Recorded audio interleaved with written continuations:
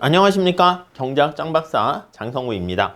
오늘 2026년도 제37회 간평사 1차 시험을 치르신 많은 분들 시험 보시느라 고생하셨고요. 이번 시간에는 경제학을 중심으로 해서 과거의 기출문제와 어떤 패턴을 보이는지, 그리고 이번 시험은 과연 얼마나 출제 경향과 난이도가 어땠는가 간단하게 한번 설명드리도록 하겠습니다. 제가 쓴 간평사 연도별 기출문제가 이렇게 22년까지 나와 있는 게 있어 가지고요. 최근에 다시 또 오늘 이번 시험 본 것까지 다시 업데이트 할 겁니다. 그거와 한번 최근 10년간 출제 경향과 한번 비교해 보고요. 그 다음 문항 구성 같은 거 살펴볼 것이고, 시험의 특성, 우리 시험에는 이제 뭐 계산형 문제가 좀 대략 있고요. 박스형 그리고 말 문제가 있는데 그 시험의 전체적인 특성과 합격 전략에 대해서 말씀드리도록 하겠습니다. 전체적인 평가를 한번 살펴보면요. 새로운 유형이 있지는 않았습니다. 과거 패턴의 경향에서 크게 벗어나지 않았고요.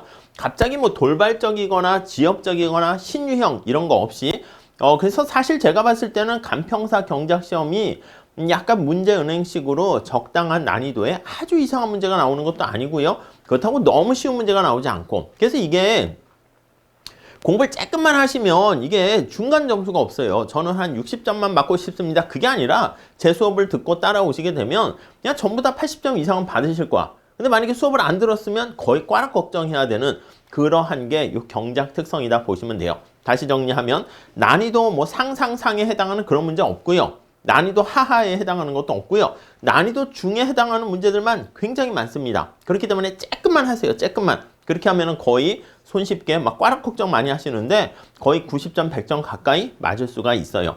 자, 미시경제학과 거시경제, 국제경제 묶으면 이렇게 반반 이렇게 출제되었다라고 보시면 될 것 같고요. 시험의 전반적인 특성은 가장 표준적이고 예측 가능한 가장 정석적인 바람직한 문제 스타일이다. 이렇게 볼 수가 있겠습니다. 특히 박스형 문제가 좀 많이 있고요. 그리고 다수의 계산 문제가 있기 때문에 좀 약간 부담스러울 수 있긴 하지만 공부를 하신 분들은 그래도 쉽게 문제를 풀 수 있었을 겁니다. 자, 미시경제학이 절반 있고요. 거시 그리고 계산형이 약간 한 38% 정도 되는 거니까 약간 요 정도 한 40%니까 약간 시간 부담 때문에 약간 문제가 돼요. 그렇기 때문에 딱 봐서 이거는 내가 풀 수는 있는데 시간이 좀 오래 걸릴 것 같다 하는 것들은 버리셔야 돼요. 어쩔 수가 없습니다. 자, 계속 말씀드리지만 박스형 그리고 계산형, 기출변형, 정석적인 스타일로 출제가 되었다라는 것을 알 수가 있겠고요. 자, 전체적인 출제 포인트를 한번 살펴볼게요. 자, 미시경과 관련해서는요, 가장 기본적인 수요 공급 조세, 공급 곡선 이동하는 거, 그리고 효용 극대화를 나타내는 MRS, 그리고 한계 효용 대비 지출 교환 비율, 뭐 이런 것들 출제가 되었고요. 그 다음에 생산함수 관련해서는 규모에 대한 수익, 그리고 생산 요소 노동과 자본에 대한 분배, MRTS랑 한계 생산 체감, 전형적인 문제 스타일이 나왔습니다. 후생경제 파트에서는요, 우리 시험에서는 이 소득 분배 측면에 문제가 많이 나옵니다. 로렌츠 지니 계수 5분위, 10분위 문제 비교하는 거. 그 다음 이제 파리토 효율성과 관련해서 생산 소비 종합적 효율성, 그리고 계약 곡선, 생산 가능 곡선 같이 연결하는 거 늘상 나오는 문제가 나왔습니다. 그리고 이제 외부성을 해결하는 문제로서 피구세를 부과한다거나 보조금, 또 정보경제학의 비대칭 정보하에서 역선택과 도덕적 해이 이렇게 출제가 되었습니다. 자, 그리고 시장 구조에서는 게임 이론이라든가 우월 전략, 래쉬 균형, 지배 전략, 독점과 독점적 경쟁 이런 것들 늘상 나오는 게 이제 장기 균형과 초과 이윤이 제로가 되는 독점적 경쟁의 특성 자주 나오고요. 독점은 이제 과소 생산되는 문제가 있겠죠. 그리고 이제 요게 노동시장의 수요 독점으로 연결해 가지고요. 수요 독점 상황이 되면 고용량이 줄어들면서 임금도 낮아지게 되는 그런 모습을 보이는 거 알 수가 있겠습니다. 미시는 사실 거의 그냥 계산 문제라고 보시면 되겠습니다. 말 문제도 약간 그래프와 계산을 병행해서 접근하셔야 되기 때문에 대략 한 60%가 계산형 문제로 출제되었다. 이렇게 보시면 되겠고요. 거의 A급 기출문제랑 그냥 다 연계된 게 한 80% 이상이 되는 거니까 익숙하지 않았을까 하는 생각을 해요. 다음 거시경제 관련해서는요, 늘상 출제되는 포인트가 GDP 포함해서 포함되는 거, 포함되지 않는 거, 그런 것들. 그리고 기본적으로 균형국민소득 항등식 관련한 케인즈의 승수 공식 계산하는 거 자주 출제가 되고 있죠. 자, 그리고 여기 화폐 수요 공급과 관련해 가지고요. 화폐 수요 결정 요인이라든가 이자율과 소득에 의해서 결정되는 유동성 선호서를 기반으로 해서 보시면 될 것 같고요. 유동성 함정 하에서는 이자율이 거의 제로에 가까워져 가지고 아니면 사람들의 심리적인 최저 한도의 마지노선까지 내려가서 조만간 이자율이 올라갈 것 같다. 근데 그게 엄청난 대공황의 상황이다. 경기 침체라는 거 생각하시고 보시는 거죠. 이때는 통화정책이 무력하고요. 재정정책 효과가 크다라는 거. 그리고 언제나 우리 시험에 자주 나오는 게 교환방정식이죠. 화폐 수량설에 MV는 PY 요거 이용해서 변화율로 계산하는 거 늘상 출제가 되고 있어요.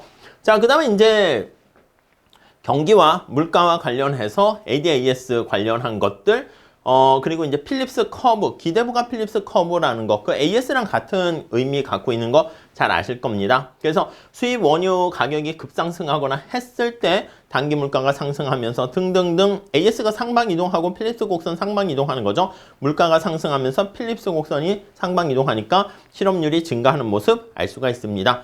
그리고 이제 국제경제, 경제성장 파트에서는 언제나 나오는 게 솔로 모형입니다. 자본 축적의 황금률 해가지고 1인당 소비를 극대화시키는 한계 노동의 자본의 한계 생산과 여기 나와 있는 요거 계산하는 거, 또 저축률, 소비 극대 조건 잘 체크하셔야 되고요. 매번 나옵니다. 국제경제는 뭐 그렇게 많이 나오지 않고요. 나오는 게 관세, 그리고 환율 관련해서 구매력 평가설, 이자율 평가설, 더 나가서 먼델 플레밍 모델, ISLM BP 그 정도, 고제 변금 그거 정리하시면 될 것 같습니다. 자, 최근 문제와 한번 비교해 보면요. 저는 약간 최근 문제도 한 최근 2, 3년은 뺐지만 똑같습니다. 그래서 반복 출제되는 거 늘상 나왔고요. 계산 문제 비중은 한 거의 미시는 60% 가까이 된다라고 보시면 돼요. 핵심 테마, 우리가 제가 마무리 특 강의나 요약 강의 할 때 핵심 체크 1, 2, 3 가지고 하잖아요. 근데 그거 보면 우리가 출제 포인트를 다 말씀드리거든. 거기에 나와 있는 게 빠지지 않고 다 출제되었다. 이렇게 생각을 하시면 될 것 같고요. 자, 그리고 이제 전체적인 흐름을 보면 약간 미시것이 50대 50 그거는 그대로 계속됐는데 시사 용어, 스킨 뭐 그런 거 있어요. 약간 우리가 뭐 소형 원자로 이런 얘기 그거랑 우리 문제 푸는 거랑은 지장은 없는데 현실의 스토리를 적용해서 문제를 출제하려는 시도 그런 것들이 있었습니다. 자, 출제 스타일 과거와 비슷하게 시사적인 SMR 이런 용어들이 좀 등장해서 그런데 뭐 비슷한 중간 정도의 난이도라고 생각하시면 되겠고 계속 얘기하는데 점수 격차가 양극화가 될 가능성이 많습니다. 공부를 조금 안 하신 분들은 그냥 풀 수 있는 문제 시간 제약 때문에 거의 꽈락 걱정해야 되고 조금만 하시고 연습하신 분들은 쉽게 80점 맞을 수 있는 거니까 중간이 살짝 없어요. 간단하게 출제 포인트 한번 살펴보도록 할게요. 뭐 핵심 논점을 예측 가능한 수준으로 또 변별력을 높이기 위해서 과거와 비슷하게 거의 뭐 90% 이상 똑같은 문제가 출제됐다라고 정리를 해보시면 될 것 같습니다. 그래서 제가 수업 방식이 그런데 우리 간평시험 문제 출제가 되지 않는 것은 아예 제가 수업을 안 해요. 아니 왜 저 짱 박사는 저런 거 수업을 안 하지? 다른 책에 있고 한데 시험에 안 나오기 때문에 안 하는 거예요. 그러니까 제가 말씀드리는 건 하시고 다른 책에는 왜 없는데 저건 설명하지? 그건 최근에 이슈가 되고 출제가 되고 있기 때문에 기출의 포인트를 맞춰서 출제를 계속 하고요. 그리고 빈출되는 계산 문제 스타일은 반복해서 보셔야 될 겁니다. 오케이? 그래서 나중에 객관식 때 말씀드리겠지만 어떤 선택지를 딱 보신 다음에 이 문제는 어디에 어떤 걸 이용해야겠다. 그거를 문제지 왼쪽에다가 자기만 알 수 있게 정리를 해주시면 좋겠습니다. 그래서 전략을 간단히 말씀드리면 출제 포인트로 이렇게 좀 포인트를 전환하셔야 돼. 물론 이제 처음에는 전체적인 단원을 보면서 흐름, 제가 스토리로 설명을 드리는데 그게 끝난 다음에는 출제 포인트 중심으로 공부를 잘 하시고요. 그리고 계산 같은 거 할 때 식을 암기하는 거는 사실 의미 없어요. 내가 무기가 있는데 어떻게 써야 하는지 모르잖아. 그러니까 그거를 좀 스트레스를 받고 부담스럽지만 계산 문제를 많이 풀면서 그때 식이 뭐였지? 이거였군. 그렇게 거꾸로 식을 암기하시기 바래요. 물론 이제 식을 암기해놓고 공식을 암기해놓고 하는 것도 나쁘진 않지만 그리고 박스형 같은 거가 난이도가 좀 높게 출제가 돼요. 우리 시험에서는 그래서 박스형에서 옳은 것을 골라라 등등 나오는데 그걸 좀 잘 연습하시면 될 것 같고요. 미시는 보통 뒤에 후반부에서 생산 요소 시장 이후 좀 복잡해서 약간 대충 하는 경향이 있는데 거기도 조금 정리를 하시고 거시 관련된 것도 조금만 잘 해 놓으시면 충분히 정복할 수가 있습니다. 언제나 기출문제 잘 보시고요. 저는요. 하프 모의고사 해가지고요. 40문제를 다 모의고사 같이 하면 좀 부담스럽거든. 그래서 20문제씩 문제 풀고 하는 그런 것들을 마련하고 있어요. 뭐 매년 해왔고요. 올해도 할 거니까 그 하프 모의고사를 통해 가지고 전범위를 다루는 연습을 좀 하셔야 돼. 그러니까 여러분들의 목적은 뭐냐면 전범위 하프 모의고사까지 내가 반드시 강의를 들으면서 하겠다라는 그 정도까지만 따라오실 준비가 되면 충분하겠습니다.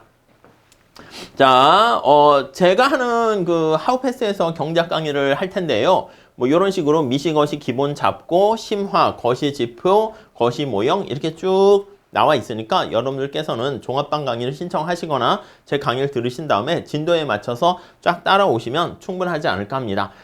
이번에 나왔던 시험 문제에 대해서 전반적인 포인트만 살짝 볼게요.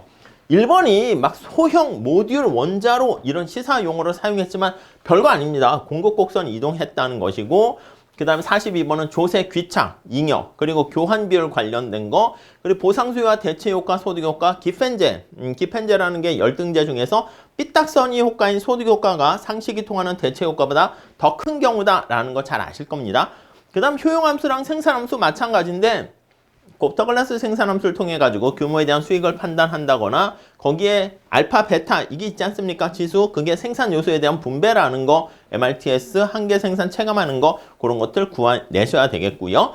자 다음 문제 46번은요. 게임 이론에서 5월 전략과 내시 균형을 도출하고 5월 전략 균형 지배 전략이 있나 없나 판단하는 것이고요. 그 다음에 교육 조건과 관련한 교육의 가격 범위 둘 다 윈윈 되는 거. 장기 균형에서 초과이윤이 제로입니다. 독점적 경쟁 관련해서 P가 ATC 아니면 AC와 같아지는 장기 평균 미용곡선 그거랑 같아지는 그 경우에 해당하니까 초과이윤 제로라는 거. 독점에서 우리가 언제나 나오는 게 RO 공식과 MR=MC 그거 활용하는 것이죠. 수요 독점에서는요. 근로자가 창출한 가치보다 임금이 더 적게 됩니다. 수요 독점적 착취라는 표현을 쓰죠. 고용과 임금이 감소하는 거 이거 좀 잘 체크하시면 될 것 같고요. 자, 그 다음에 이제 51번에는 진위계수 5분위 비교하는 거. 그 다음 52번에는 로렌츠 곡선과 진위계수 역시 보통은 한 문제 나올까 말까 하는데 우리 시험에서는 늘상 자주 나와요. 지대랑 연결시켜서도 자주 나오게 되죠. 그래서 값이 클 때 불평등이냐 작을 때 불평등이냐 그거 잘 보셔야 되는 것이죠. 달튼, 균등하게 10분간 파서러 불평등을 지닌 애킨슨 그런 공식을 이용하시면 되겠고 그다음 여가와 소득 선택하는 거 노동 공급 곡선 도출하는 거 늘상 출제되니까 잘 보시고요. 파레토 효율성 관련해서 계약 곡선 이용하는 거 설명 이것도 우리 시험에선 자주 출제됩니다. 그리고 이제 후생경제 관련해서 효용 가능 경계와 사회 무차별 곡선이 접하는 점이 가장 자원 배분의 종합적 효율성까지 바람직한 후생이 달성된다. 그 다음 이제 사회후생 함수 해가지고요. 공리주의, 롤주, LO의 불가능성 정리 뭐 전체적인 포인트 다 출제가 되고 있습니다.